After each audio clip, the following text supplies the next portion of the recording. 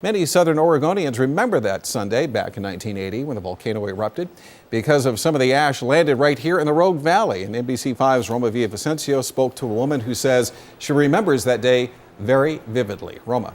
Yeah, Art, Linda Veltri lives in the Rogue Valley now, but was a senior at Eastern Washington University when she was urged to stay at home for a week after the eruption happened. A time in her life she calls scary and weird all at the same time.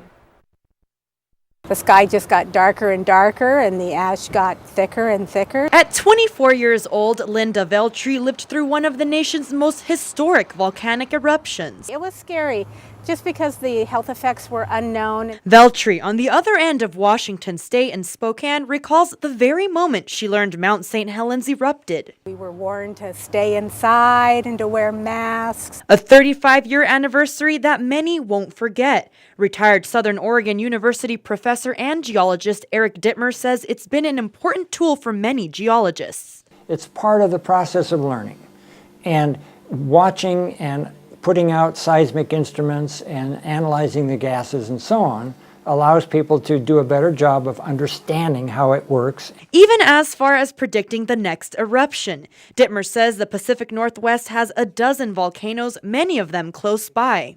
Mount Rainier is, I think, the one that has the most concern here in the Pacific Northwest.